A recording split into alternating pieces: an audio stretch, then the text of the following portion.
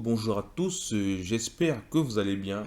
Nous sommes au terme de notre partie sur on va dire les fonctions. Mais pour faire un sort de récapitulatif, j'aimerais qu'on voie deux types d'exercices qui sont plutôt pas complexes, mais qui sont bien à faire et bien à savoir pour pouvoir mieux comprendre au niveau de l'algorithmique. En fait, pour ceux qui ne savent pas, en fait, qu'est-ce que concrètement l'algorithmique? En fait, de façon simple, si je peux m'exprimer ainsi, c'est juste une manière de créer des programmes qui vont apporter la solution à un problème. Et le premier problème que nous allons étudier dans cette vidéo, bon, nous allons faire deux problèmes. Le premier dans cette vidéo, le prochain à la prochaine vidéo. De quel problème s'agit-il? Il s'agit de pouvoir savoir si un nombre est premier. Bon, déjà parce que tout le monde n'est pas forcément mathématicien, il y a des gens qui n'ont peut-être jamais entendu parler. Donc je vais quand même faire un descriptif de ce qu'est un nombre premier. On dit un nombre est premier lorsqu'il n'est divisible que par un et par lui-même. Je vous donne des exemples. D'abord, on va prendre des nombres de 1 à 15 par exemple. Si je prends 1, 2, 3, 4, 5, 6, 7, 8, 9, 10, 11, 12, 13, 14 et 15. Ok. Ici sont les 15, bon, on va dire, en griffe, hormis 0, ils sont les 15 premiers chiffres dans l'ordre croissant. Et donc ici, qu'est-ce qui se passe? C'est qu'on on a bien montré qu'on a des chiffres de 1 à 15, mais quels sont les nombres premiers qu'on a dans ce lot-là? On a 2, 3, 5, 7, 11 et 13. Donc ici, quelle est la particularité de ceux qui sont en bas par rapport à ceux qui sont en haut? En haut, c'est tous les nombres. Maintenant, ceux qui sont en bas sont ce qu'on appelle les nombres premiers. Un nombre premier, comme on disait, c'est un nombre qui n'est divisible que par 1 et par lui-même. Exemple, 2 n'est divisible que par 2 et par 1. 3 n'est divisible que par 3 et par 1. Quand on dit divisible par eux-mêmes, le résultat ne doit pas avoir de virgule. Si on prend 6, 6 est divisible par 1, c'est vrai. 6 est divisible par 6, mais 6 est aussi divisible par 2. 6 est aussi divisible par 3. Ça montre bien que 6 n'est pas premier. Parce qu'il y a, hormis 6 lui-même et 1, il y a aussi 2 et 3. Donc ça fait en sorte que 6 n'est pas premier. 7, il est premier parce qu'il n'est divisible que par 7 et par 1. Si on divise 7 par 2, on aura 3,5. Donc c'est un nombre avec virgule, donc on ne le prend pas. 8 aussi pareil, 8 est divisible par 8 par 1, mais il est aussi divisible par 2 et par 4. 9 est divisible par 9 et par 1, mais aussi par 3.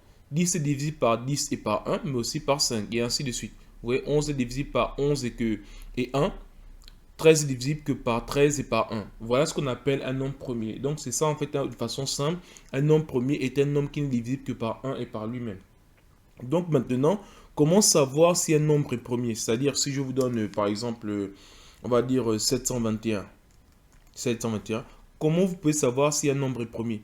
Mais le problème est que pour savoir ça, qu'est-ce qu'on fait de façon générale? En fait, on divisait, bon, ce qu'on nous avait appris dans les petites classes au début, on nous disait que si on veut savoir, par exemple, que 21 est premier, on divise par tous les nombres qui sont avant. Ça veut dire on va diviser par 2, on va diviser par 3, par 5, par 5, par 7 et ainsi de suite. Voilà.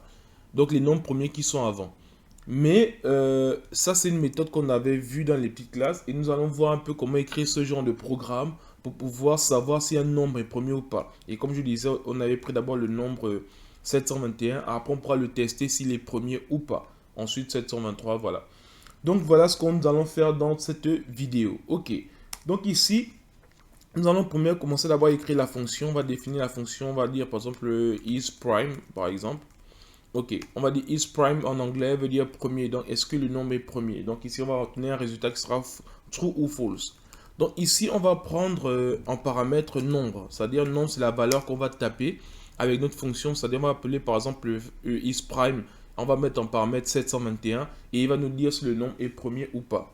Déjà, les premières choses qu'il faut savoir dans les nombres premiers, c'est que on a déjà vu précédemment que 2 et 3 étaient des nombres premiers.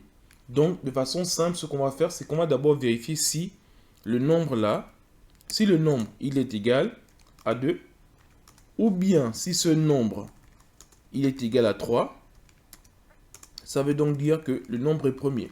On a bien dit que 2 et 3 sont les 2, 3, parce qu'on a cité 2, 3, 5, 7, ainsi de suite. Donc, les deux premiers nombres sont 2 et 3. Donc, on va dire, si le nombre qu'on a renseigné est égal à 2, c'est vrai. Ça veut dire qu'il retourne true. Ça veut dire que le nombre est premier. Maintenant, si aussi il est égal à 3, le nombre aussi est premier. Ça, c'est la première chose. On avait dit que il fallait que le nombre ne soit divisible que par 1 et par lui-même. Donc, ça veut dire que si on prend la valeur 1, il faut vérifier aussi si c'est le cas de 1. Si 1 est égal, si n est égal à 1, voilà, si n est égal à 1, qu'est-ce qu'on va dire? On va savoir que le nombre qu'on a renseigné, il n'est pas, comment dire ça? On va dire ici, on va retourner juste false. D'accord? On retourne false, pourquoi? Parce que le nombre qu'on a renseigné, lorsqu'il est égal à 1 n'est pas un nombre premier. On a dit un nombre premier, c'est un nombre qui est divisible par 1 et par lui-même. Donc, 1 n'est pas premier. Mais il y a aussi une autre chose qu'il faut voir qui est important à savoir parce que le problème est que si on fait ça comme ça, bon, je vais d'abord laisser, vous allez voir. Si je fais maintenant une boucle for, comme je disais, il faut diviser par tous les nombres qui sont avant. Mais c'est un peu long, c'est-à-dire que supposons que je vais prendre 100.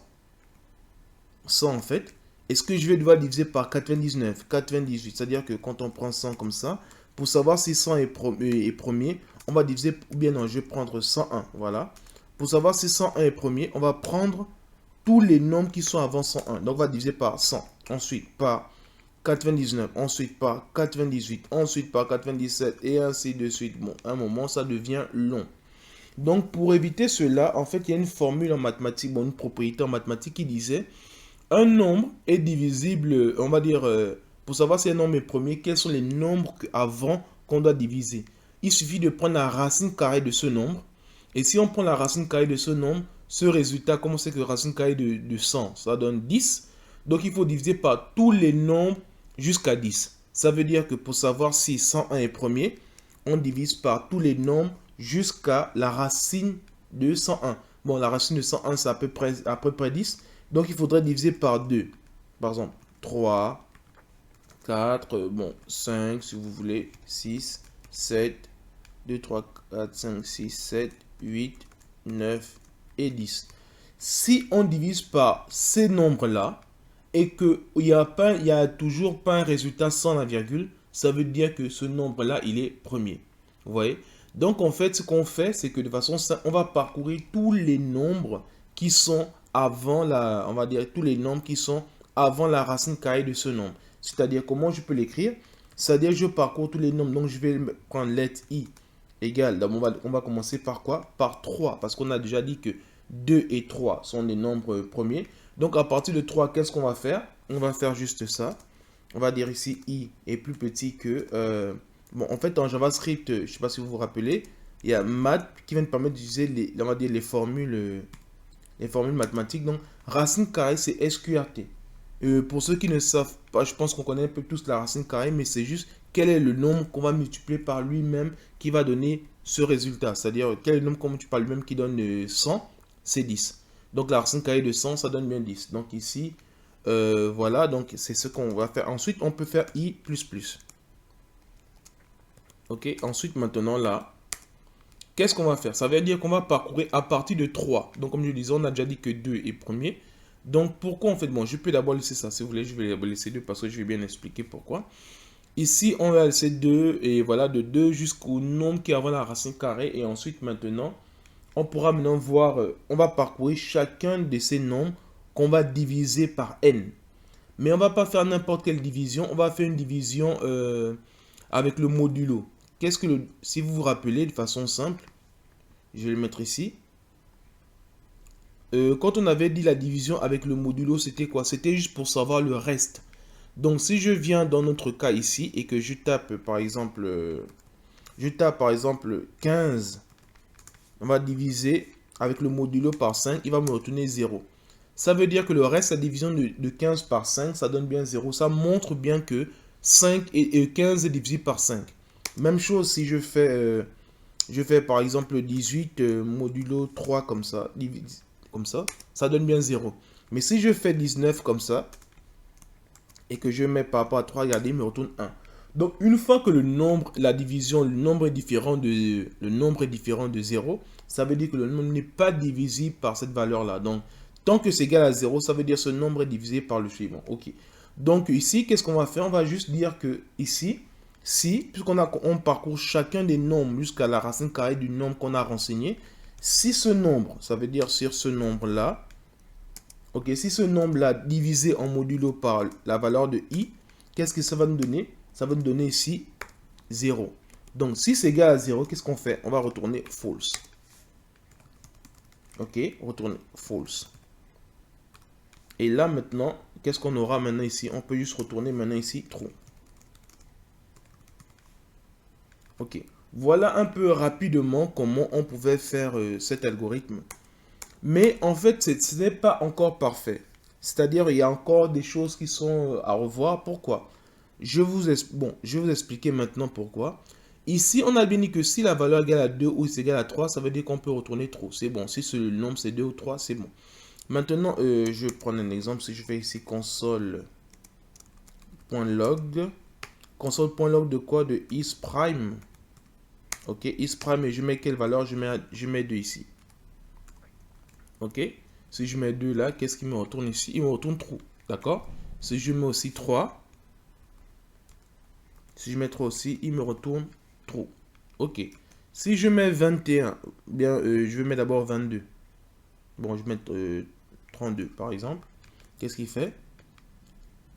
N is not defined. C'est quoi le N dont il parle?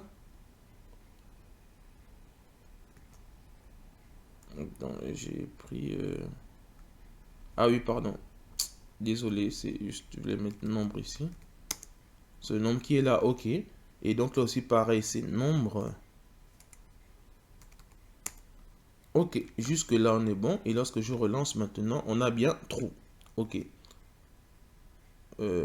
Ouais, 3 est premier. Maintenant, si je viens mettre 32 par exemple, vous allez voir ici, on a bien false. 32 n'est pas premier. Si je veux retourner, par exemple, 31 aussi. Voilà, 31 aussi, il est quoi? Il est premier. Il y avait aussi un nombre qu'on voulait vérifier tout à l'heure. C'était, je crois, c'était 721. 721, si on retourne. 721, false. 721 n'est pas premier. Et la dernière valeur que je voulais tester au début, qu'on avait dit, c'était 101. Et quand on voit 101 comme ça, bah, true. 101 est premier. Bon, voilà un peu comment on pouvait résoudre notre programme. Mais le problème est que le programme n'est pas encore bien affiné. Ça veut dire que comment l'améliorer? Ceux qui veulent le laisser comme ça peuvent le laisser comme ça. Mais moi, je ne peux pas parce que il y a quelque chose qu'il faut voir.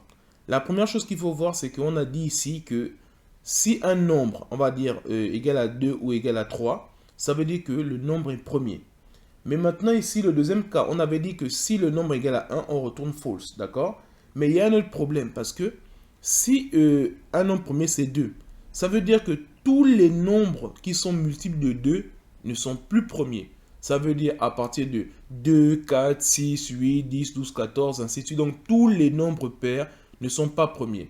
Donc qu'est-ce qu'il faudra faire? Il faudrait dire aussi que tous les multiples de 2 ou bien tous les nombres pairs ne sont pas premiers. Donc pour cela, il faudrait dire, on va mettre ça comme ça. Ici, je vais mettre ou.